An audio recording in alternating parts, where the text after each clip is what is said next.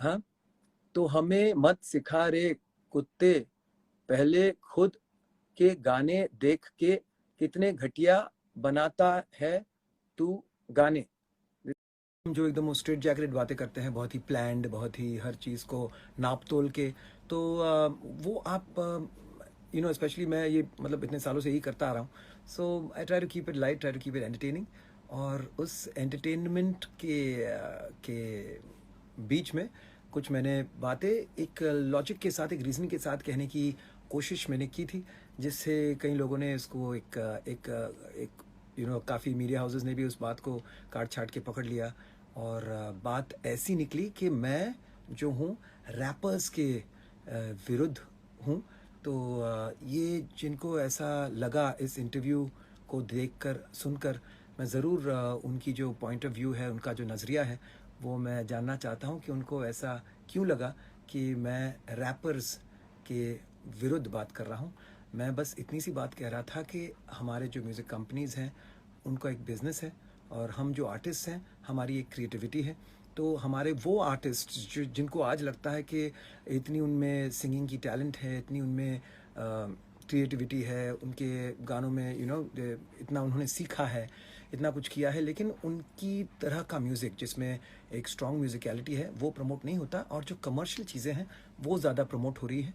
तो मैं इसी चीज़ को समझाने की कोशिश कर रहा था कि जो कमर्शियल चीज़ है, उसमें उतनी ज़्यादा अगर आप म्यूज़िकलिटी रखते हैं, तो जो आम जो उनको उस बात को समझने में इतनी आसानी नहीं होती है। सिर्फ म्यूज़िक की बात ही नहीं है, अगर आप किसी भी चीज़ को, अगर मैं आपको आज पूछता हूँ कि समझ लीजिए कि हमारे जो ओवर ब्रिजेस बन रहे हैं, जो हाईवेज बन रहे हैं, तो इसमें ये जो कंक्रीट है, या कंक्रीट कैसे बन रहा है, या इंजीनियरिंग समझे, और किसी भी फील्ड में अगर आप ले लेते हैं, तो उसमें उतना ही एक प्रतिशत होता है कि अबाउट 10% मैक्स टू मैक्स होंगे, depending on what that field is of course.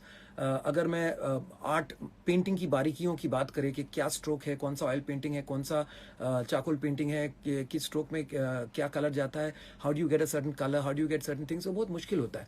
और हाँ, मैंने आप सबसे ये इल्तिजा भी किया था कि जो भी हो जाए तमीज़ से बात करेंगे, और बदतमीज़ी मत करो, गाली वाली मत दो यार, क्योंकि that shows your true colours, कि आपकी अपब्रिंगिंग क्या है, और आप किसी के साथ अगर आप पेश आ रहे हो, तो ये सब लौड़ा वोड़ा बोलना बंद करो यार। ये क्या है, कौन से लोग हैं ये? और ये मैंने पहले ही आपको कहा था कि ये सब मत करो। यो का क्या, यो का 75। तो मुझे डर था कि ऐसे गंदे, अश्लील और बहुत ही यू नो पथेटिक टाइप के लोग ज्वाइन करेंगे, लेकिन फिर भी मुझे लगा कि शायद शायद कुछ चमत्कार हो जाए, और इस तरह के जो लोग हैं, चलिए इसको ही हम लोग लाते हैं सामने, अगर ये आना चाहे। यो का 79, let's go live with him. Besides saying abuse, क्या उनमें कोई और बात है जो कहना चाहते हैं? यो का 75, लेट्स फाइंड आउट कि इसमें कौन सी खासियत है कि ये है।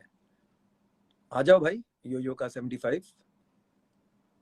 ओके, किसी वजह से इनको नहीं आना है, इनको बस छुप छुप के दूर दूर से गालियां देनी है। And is this all of them, are they mostly like that, या इसमें कुछ रफ्तार पाजी आए हैं live. I would love to get Raftaar on and have, if it all he is interested, because Raftaar ने भी बेफजूल का इस बात का तंकड़ बनाया है। When I said commercial rap, I think Raftaar is one of the finest rappers, और मैं जब भी उनकी चीज़ें देखता हूँ, I've always been publicly saying रफ्तार हो, डिवाइन हो, नेजी हो. Nezi's been in this studio also. And when I used to watch MTV Hustle, he was absolutely fantastic, all of them. इतना कमाल का उन्होंने वहाँ, मतलब ना सिर्फ नए रैपर्स को इनकरेज भी कर रहे थे, लेकिन मैं जब भी, मतलब पता नहीं क्यों मैं एक पॉजिटिव बात कहने की कोशिश कर रहा था। जब सिंपल कहते हैं, तो रफ्तार को भी पता है कि उनके जो कमर्शियल पॉप टाइप के जो पीसेस है जिन्होंने किए हैं दूसरे आर्टिस्ट के साथ, सिंगर्स के साथ, that has got a pan India connection. And I'm not saying that, I'm not making any moral policing on that, कि वो क्यों ऐसा किया, why doesn't he stay pure, ये सब बातें देखिए, हर किसी को कहीं ना कहीं you have to get that popularity, और वो कहीं ना कहीं आपको ये कमर्शियल चीज़ों से आती है। मैंने भी इतने सारे गाने गाए हैं, तो ये मैं सीना ठोक के नहीं कह सकता हूँ कि मैंने सिर्फ बहुत म्यूजिकल गाने गाए हैं और मेरी म्यूजिकलिटी बहुत हाई है। जिसने जैसा गाना गवाया है, मैं जाके वहाँ गाया है। My job is to sing, and I try to sing to the best of my ability. और उसके लिए मैं सुबह उठकर जो भी रियाज करता हूँ, वर्कआउट्स करता हूँ, to keep my body, mind and sensibilities in sur. और so I am मैं ये भी नहीं कह रहा हूँ कि आपके रैप में अश्लील बातें होती हैं या आपके रैप में ये बातें होती है. Who am I to model police and who am I to judge? मैंने सिर्फ इतना कहा कि जो कमर्शियल चीज है कंपनीज को वो और पसंद आती है क्योंकि वो चलता है. And it's a known fact. If you look at the views, if you look at the streams, then जितना आपका सिंपल रैप हो जो हर किसी के साथ कर सकता है वो कैची आ जाता है, वो कैची चीज हो जाती है. मैंने भी स्नाइपर किया तो sniper has more streams than my other songs that I thought were musically stronger and higher, and that is just the way it is. I was just trying to explain a fact, a simple fact. और अगर उस बात को उल्टा पकड़ के ये कहना कि मैं रैपर्स के मेरा जो बेटा है, सो हम वो खुद रैप म्यूजिक प्रोड्यूस करता है, उसका अपना एल्बम है सिटी मॉल. अगर आप देखें तो उसके सारे स्कूल के जो जितने बच्चे हैं उसमें से 6-7 बच्चे हैं जिन्होंने मिलकर इस पूरे एल्बम को किया है. उसमें इंग्लिश है, हिंदी में. they've had a lot of fun, they've enjoyed themselves. It's a very entertaining album. अगर आप देखें सिटी मॉल का सेल्फ टाइटल एल्बम है, 10 गाने हैं. So why would I be against rappers? Why would I be against देसी hip hoppers? आज भी मैं देख रहा था, I mean there's such fantastic work going on there. और अपनी दिल की बात कहते हैं, अपना जो भी अपनी सोशल सर्कल में, अपनी सोसाइटी में उन्हें जो गलत लग रहा है उसके बारे में वो आवाज उठा रहे हैं. That's what rap is about. It's about I'm sure कि कई लोगों को लगता है कि इतना गुस्सा किस बात का है, लेकिन आप जब उनके when you put yourself in their shoes you probably understand that. और तो इसलिए मैंने कभी अगर मैंने उसी इंटरव्यू में कहा कि कमाल के रैपर्स रहते हैं, उनकी जो रिदम्स होती है, उनकी जो फ्लो होती है वो कमाल की होती है, और वो बात भी है उसी इंटरव्यू में. तो पता नहीं क्यों आप सिर्फ मतलब सिलेक्टेड लिसनिंग करना है. और किसी के आप देखिए यार, मैं अभी मेरी उम्र अभी है 48. I started singing from the age of 4. My first recorded album with HMV, तब ये सारेगामा का नाम HMV हुआ करता था, बंगाली नर्सरी राइम एल्बम. हमने I was a part of that. जितना सिंपल होता है ज्यादा वो लोग चलते हैं. ये नहीं कह रहा हूँ कि रैप सिंपल है, सिंपल बात है. अगर इस बात को कोई समझ नहीं पाया और इस बात को लेकर इतना बड़ा पखेड़ा कर रहे हो, मुझे गालियां दे रहे हो, मेरी जिंदगी में कभी इस तरह की गालियां मुझे ना सुनने पड़ी थी ना कभी. Why are you doing this? किस तरह की सोच है ये? कहां से आप गटर से अपना दिमाग निकालो बच्चे, ये क्या हो रहा है? एक इंसान जिसने पिछले इतने सालों से काम करता आया है हर फील्ड में, चाहे वो प्लेबैक हो, चाहे टेलीविजन हो, चाहे जजिंग हो, होस्टिंग हो, हमेशा जिसको अपनी स्माइल से जाना जाता है, जिसकी अपनी रोमांटिक गानों से जाना जाता है, उससे आप इस तरह से व्यवहार कर रहे हैं. तू कौन है, तूने क्या किया है, चल हट, गालियां. ये this is the future, this is today's generation. इससे आपको आप अपने माता पिता से पूछिए मैं कौन हूं, अपने टीचर से पूछिए मैं कौन हूं, वो आपको बताएंगे. कम गाने गाए हैं, कम पॉपुलर गाने गाए हैं कि आज मुझे आपको बताना पड़ेगा कि मैं कौन हूं. कोई शान भाई लुंगी डांस करो, शौर्या 777. क्या हो रहा है? What are the comments? मैंने कहा था, हाँ, तो हमें मत सिखा रे कुत्ते, पहले खुद के गाने देख के कितने घटिया बनाता है तू गाने. This is some mister Jaspreet. तो this is the state of mind of, ये भी कुछ आया है, फटेले निरोध के नतीजे तेरे बड़े बाप. So these are the kind of people that we are dealing with. So अगर this is the, इस श्रेणी के लोगों से मुझे पॉपुलैरिटी चाहिए या इनकी मुझे क्या कहें मतलब थम्स अप्स चाहिए, तो आई रादर नॉट. और मैं बस यही दुआ करूंगा कि आपको सद्बुद्धि आए, थोड़ी सी सेंस आप में आए, और अपने सोसाइटी में अपने साथ जो लोग हैं उनके लिए कुछ अच्छा सोचे, जिंदगी में आगे बढ़े, और अपने माँ बाप को make them proud of you and what you doing. लोगों को गाली देकर अगर आपको खुशी मिल रही है तो फिर आपकी जो दिमागी जो कंडीशन है उससे पे मुझे बहुत ही ज्यादा बुरा लग रहा है. सो please avoid, yaar. I'm sure even Yo-Yo Honey Singh is not happy that most of his fans want to use absolutely pathetic language. अगर कोई reasonable कोई सवाल होता, अगर कोई reasonable कोई बात बनती, तो मैं जरूर I would love to answer that. But सिर्फ आप गाली देंगे, आप गंदे जेस्चर्स करेंगे, तो मैं इसका क्या जवाब दूंगा यार. मुझे सचमुच लगा था कि यहाँ कुछ सेंसिबल बंदे आएंगे और वो कुछ मुझे उन्हें किस बात का बुरा लगा, वो सिर्फ गंदी बातें continuously, it's terrible. And let me check if Raftaar is here, क्योंकि कई लोग कह रहे हैं कि रफ्तार इज हियर। सनी तो आशीष है, कोई आशीष के साथ बात करता हूँ, कोई तो मिले यार जो कुछ मुझे एवरेज एज कहे। So that is about 28 and ये वर्किंग क्लास एज है, और 28 साल के बहुत ही हमें रिस्पॉन्सिबल और सेंसिबल लोग चाहिए, जिनमें वो रिस्पॉन्सिबल सेंस ऑफ वो सारी चीज़ें एक यंग एज से आनी चाहिए। 28 की उम्र में तो मैं शादी कर चुका था, अपने पैसों से अपना घर खरीदा था। मेरी शुरुआत हुई एक भाड़े के कमरे से। मैं कभी भी अपने पिताजी, अपने माँ बाप को मेरी आर्थिक सिचुएशन के बारे में बोलकर उनको मैं कभी जलील नहीं करूँगा। मैं तो यही कहूँगा कि हमेशा, मैंने उस इंटरव्यू में भी यही कहा था कि चाहे जो भी हो, मुझे अच्छी एजुकेशन मिली और मुझे बहुत लिबरल सोच वाले पेरेंट्स मिले, जो हमेशा हर किसी को अपनाने का, हर किसी को कभी किसी को गलत जज ना करने का मुझे उन्होंने ये सीख दिया। उस वजह से इतने सालों से, चाहे मैं कभी टॉप में रहा हूँ, कभी मैं इतना टॉप में नहीं रहा हूँ, लेकिन प्यार हमेशा मिलता गया और हमेशा लोगों का साथ मिला है। और this is a very important behaviour to have in mind. आज आप लोग यंग हो, आज आप लोग जो भी हो, सचिन चौधरी, जिसको लोडू, वाह।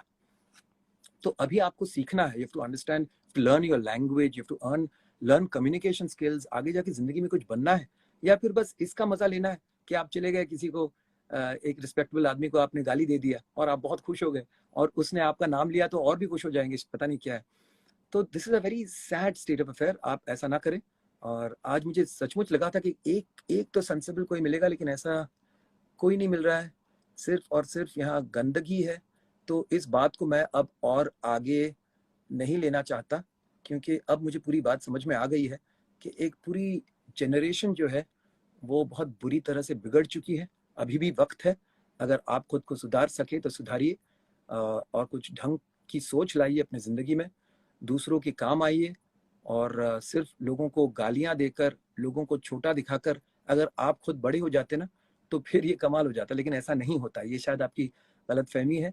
अपनी मेहनत से, अपनी हिम्मत से, अपनी बलबूते पे हमें कुछ बनना होता है। I was 14 when I lost my father। मेरी मम्मी कोरस में गाती थी। उस पॉइंट से मैं स्कूल में था, तब से मैं बच्चों को ट्यूशन देना शुरू किया। मैंने बहुत मेहनत की। मैं जब कॉलेज में था तब मैं सेल्समैन का भी काम करता था। बहुत सारी ऐसी चीज़ें की। मैं केबल पॉइंट्स उस ज़माने में बेच रहा था ताकि कुछ पैसे मिले। मैंने एक मेरे दोस्त से लोन लेकर 10,000 रुपए के लोन से मैंने एक बिज़नेस शुरू किया था। उस बिज़नेस में मैं खुद उसका प्यून भी था, मैं प्रोप्राइटर भी था। साइकिल में जाके मैं पहले उसका जो ड्राफ्ट बनता था, ये डीटीपी, ये उस ज़माने की बात है जब इस तरह के फ़ोन पे ये सब चीज़ें नहीं होती थी।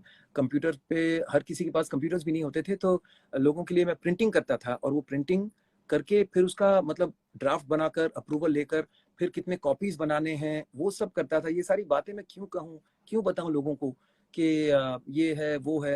लेकिन आज अगर आपको लग रहा है कि आज मेरी अपनी स्टूडियो है और मैं बड़ी बड़ी बातें कर रहा हूँ, तो मैं भी वहीं से शुरू किया हूँ जहाँ कई लोग शुरू किया, शायद उनसे भी और आर्थिक लोअर स्तर से शुरू किया हूँ।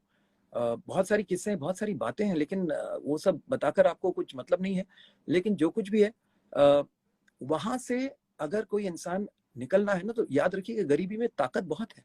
गरीबी में जो जुनून है, गरीबी से जो आपको एक कुछ कर मिटने की जो एक हसरत जागती है ना मन में, वो अमीरी में नहीं है। और वही जुनून, वही ताकत कई लोगों को बहुत आगे ले गया है। लेकिन अगर आप गरीबी का बहाना बनाकर कहें कि नहीं, बस इस कीचड़ में तो मेरी सोच कीचड़ जैसी ही होगी, तो फिर आप वहीं रुक जाएंगे, वहीं रह जाएंगे। तो ये मत कीजिए। Do your self a favour, educate your self. Education मैंने ये नहीं बोल रहा कि स्कूल वो तो करना ही है, वो तो करते भी हो।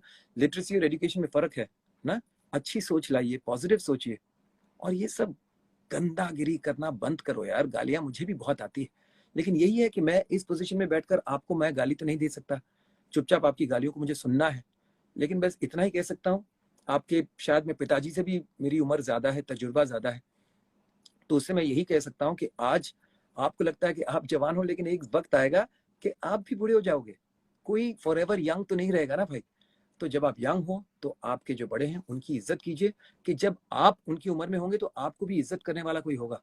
हाँ, so be good, be kind, be generous, be compassionate and stop holding the wrong end of things. अगर मैं इतने तजुर्बे के बाद, इतने साल बाद अगर मैं कोई बात बता रहा हूँ, कह रहा हूँ, दिस इज फॉर एवरीवन। जो भी अगर अगर रफ्तार भी ये सुन रहा है, रफ्तार, you know, I'm 48, I've been there around much before, probably you know, I've been around before, my career may have started before Raftar was even in uniform, who knows। तो अगर आपको मेरे बात से कुछ बात गलत लग रही है ना, तो पहले उस बात को समझो। मैंने आपके ऊपर कोई तोहमत, कोई गलती, कोई बात नहीं। I've always said you're a fantastic rapper, I love your flow। मैं अभी भी आपके साथ एक duet था, and when you came and you took it to the next level, it was absolutely amazing। अब मैं सुनते रहता हूँ ये गाने, क्योंकि my son is a rap producer, hip hop producer, R&B producer, और I still feel that, you know, शायद one of these days मैं एक प्योर रैप गाना भी क्रिएट करूंगा और आप सब सुनेंगे, देखेंगे। तो I love challenges, I love trying out things that I haven't done. तो अगर वो कह रहे भाई जी से नहीं हुआ, तो मैं भाई उस पॉइंट पे कमर्शियल चीज कर रहा था, और आपको भी पता है, आपने भी कमर्शियल चीज किए हैं। हाँ, तो नहीं हुआ ये मत सोचो यार। मैंने हर किस्म के गाने गाए हैं। रैप करना honestly, honest to God, it's not gonna be that difficult for me, not for me. कोई बड़ी बात नहीं कह रहा हूँ, बट इट्स ट्रू। और मैं करूंगा, आप देखेंगे, आप सुनेंगे। तो ये मत करो यार। हाँ, been around too long to deal with negativity and negative thoughts and negative people, so don't do that। मैंने जो कुछ भी कहा एक अलग नजरिए से, एक अलग एंगल से मैंने कहा। अगर आपको वो बात समझ नहीं आई तो उस वीडियो को फिर से देखो, फिर समझो। And it was a light banter. मैं कोई वहां कोई मुद्दे के साथ नहीं खड़ा था कि ये इसको बैन कर दो, उसको बंद कर दो, इसको नहीं करो, उसको नहीं खड़ा करो। अरे मैं ऐसी कोई बात किया ही नहीं है इतनी पूरी जिंदगी में। मैंने इतने सारे शोज को, रियलिटी शोज को किया। जितने रियलिटी शोज के जितने विनर्स हुए हैं आप उनको पूछो। मैंने पवनदीप को अपने घर में रखा था, कितने दिनों के तक लोगों से मिलवाया। वही पवनदीप जो आज कमाल कर रहा है इंडियन आइडल में। When he won the Voice, he was with me. Next season जब फरहान साबिर था, उसको आप बताओ, पूछो, he was with me. I got them to meet Snigdhajit. कितने लोग हैं। मेरा पूरा हैप्पीडेमिक, जो मेरी वाइफ जो ये कंपनी चला रही है, that is only to promote young talent, to give them livelihood, to give them respectable work.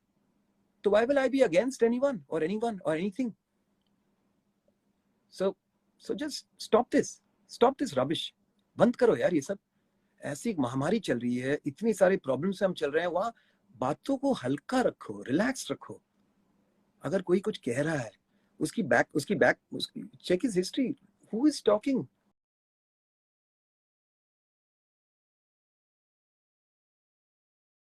It's me, have some respect यार। Bye guys, once again stay safe. और मेरी गलती है कि मैं ना समझो को समझाने की कोशिश में आया था यहाँ, लेकिन यहाँ तो देख रहा हूँ कि सिर्फ गाली गलौज चल रही है और सिर्फ अश्लील बातें चल रही है, और बस लोगों को जलील करने में अगर आपको मजा आता है तो best of luck to you. But I hope कि यहाँ कुछ ऐसे भी मुझे मतलब देखने वाले, सुनने वाले हैं जो इस बात को समझें कि it's nice to be nice। there's nothing wrong in being nice। there's nothing wrong in being nice। be a good person। हाँ, और ये सब गंदी सोच, गटर से जो लोग निकल रहे हैं, उनको थोड़ा सा समझाओ कि ऐसा ना करें। हाँ, और आप ये बात नहीं समझते हैं कि पोल्यूशन सिर्फ जो दिखता है वो पोल्यूशन नहीं है। पोल्यूशन, सोनिक पोल्यूशन भी होती है कोई चीज। और आप जितने अश्लील गाने कह रहा हूँ, इतने अश्लील गाने आप सुनेंगे। देखिए, कई बार फिल्मों में ऐसा हो जाता है कि अगर हमें कोई ब्रीफ दिया जाता है, उस ब्रीफ के अनुसार हमें गाना बनाना होता है ना, तो उसमें हमारी कोई गलती है नहीं। अगर मुझे कोई बुलाकर कोई गाना गवा रहा है, I can not do anything about it. At the most I will say कि हाँ, ये गाना बहुत एक हद पार हो रही है, तो of course I can stop that ना।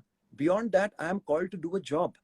लेकिन अगर आप खुद अपने गाने लिखते हैं, अगर आप खुद अपने गाने बनाते हैं और अपने चैनल पे अपने अपने ब्रीफ के हिसाब से आप रिलीज कर रहे हो, उसमें भी अगर अश्लीलता हो, उसमें भी अगर लड़कियों और दुनिया को आप जलील करो, उसमें भी बस अपनी वाहवाही करो, तो कहीं ना कहीं it's not right। तो I think we should avoid doing these things and make the world a more beautiful place। I am no one to judge, which is why I am not talking about the vulgarity in music। I am just talking simple music, catchy music works better। इतनी सी बात है। तो ये एक positive बात है। मैं भी कैची म्यूजिक बनाता हूँ, मैं भी कोई 8वां नोट ढूंढने के लिए गाने नहीं बनाता। मैं ऐसे गाने बनाता हूँ जो आपके कान में थोड़ा सा रस घोले, आपको एक पॉजिटिव जगह ले जाए, उसमें थोड़ी सी मस्ती हो, उसमें थोड़ा सा रस हो, उसमें थोड़ी सी रोमांस हो, बस इतनी सी बात है। वो सिंपल सिंपल चीजें से ही हो सकती है। और आप भी सिंपल म्यूजिक जो बनाए, be proud of it. Being simple is not an abuse. इतनी सी बात मैं कहना चाह रहा हूँ। Bye bye.